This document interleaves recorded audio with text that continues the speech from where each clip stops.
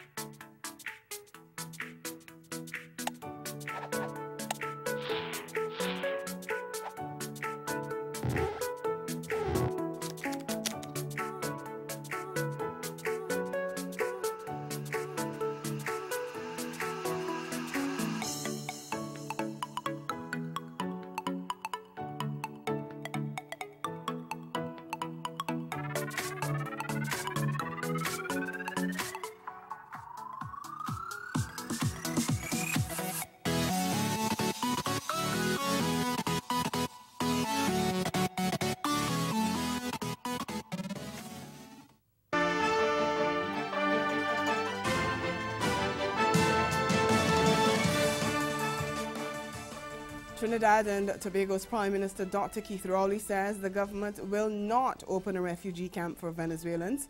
Speaking during the People's National Movement's public meeting over the weekend, Rowley said currently there are several Venezuelans in the Twin Island Republic and they are embraced as economic migrants.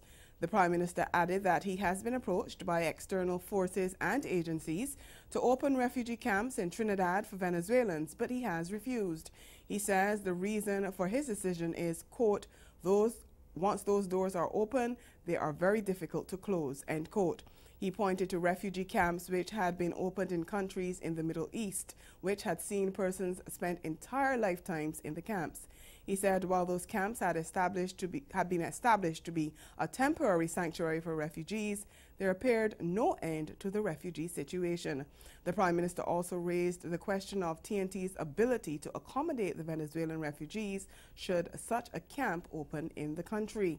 Meantime, the United Nations Children's Fund, UNICEF, has called on regional governments to uphold the rights of and protect unaccompanied, undocumented children. It says it anticipates an estimated 1.1 million children, returnees, and people in transit lacking protection and basic services across Latin America and the Caribbean in 2019.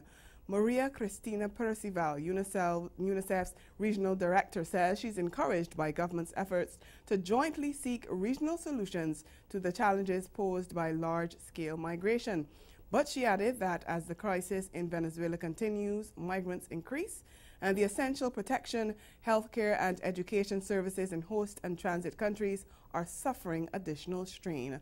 The Office of the UN High Commissioner for Refugees said that almost 3.4 million Venezuelans have left the country to seek safety or a better life abroad. Trinidad and Tobago is the CARICOM country most affected by the influx of undocumented Venezuelans, with the government now seeking to quantify the number of Venezuelans residing there amid media reports that the figure could be as high as 40,000. The human rights group Rights Bahamas says allegations of abuse of migrants in the country will be discussed at a meeting of the Inter-American Commission on Human Rights, the IACHR, next month. A statement from Rights Bahamas says that requests for a hearing on the issue before the IACHR had been granted, and it will make the presentation at the meeting in Jamaica on May 10th. It calls for an examination of the treatment of migrants in the Bahamas in light of the many reports of human rights abuses, illegal detention, and deportation exercises.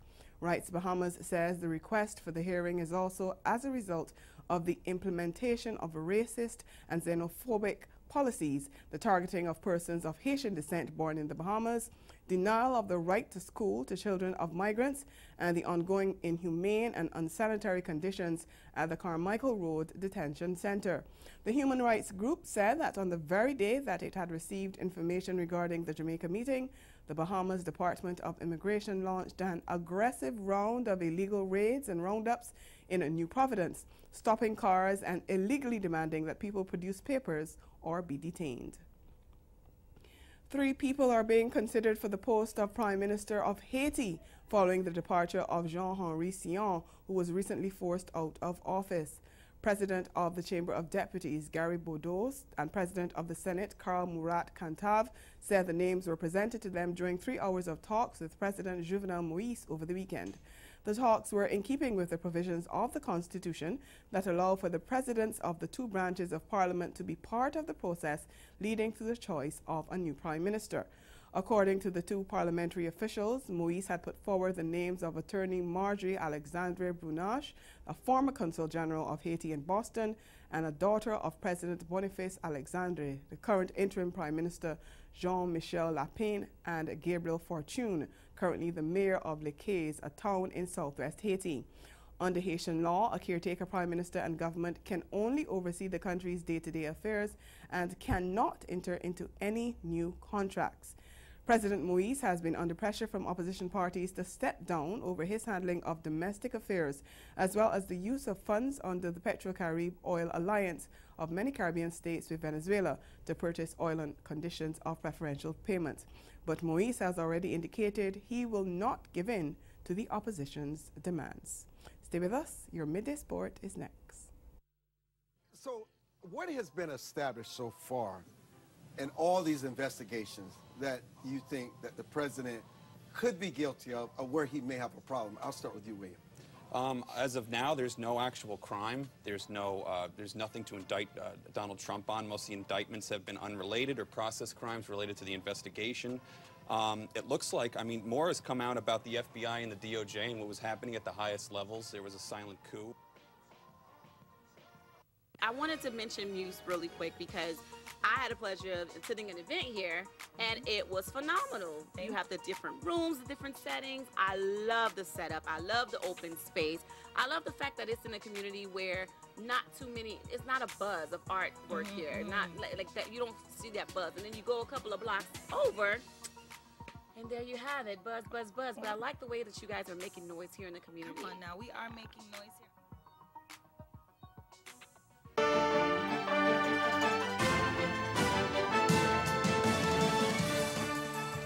The Cricket Premier League, CPL, may be one of the leading T20 domestic leagues in the world, but new Cricket West Indies President Ricky Skerritt says it's not enough to revive cricket's popularity in the region. And he's told cricket website CricBuzz that he will soon be sitting down with CPL principals to discuss the tournament, which is in its 7th year and is set to bowl off in September. Skerritt says while the tournament has massive support, CWI's challenge is to return cricket to a place of prominence within the West Indian culture, creating heroes with the ability to inspire a generation. He acknowledged that the tournament has played a key role in regional cricket development, but he said improvements could be made. The CWI president said the commercial side of the league and its competitiveness with other regional cricket has caused some concern, and the extent to which personnel are brought in from outside is not always understood by local boards. West Indies star Alzarri Joseph has made Indian Premier League IPL history, claiming the best bowling figures in the league on his debut in the T20 franchise competition. The 22-year-old took 6 wickets for 12 runs in 3.4 overs as Mumbai Indians defeated Sunrisers Hyderabad on Saturday. He beat Sohail Tanvir's previous IPL best of 6 wickets for 14 runs. It's a great start. I don't think I could have asked for any better. So I really cherish this moment. My first game, I just want to, get out in the park, get bowling, and get through it. Joseph only joined Mumbai at the end of last month after New Zealand international Adam Milne was ruled out of the tournament through injury.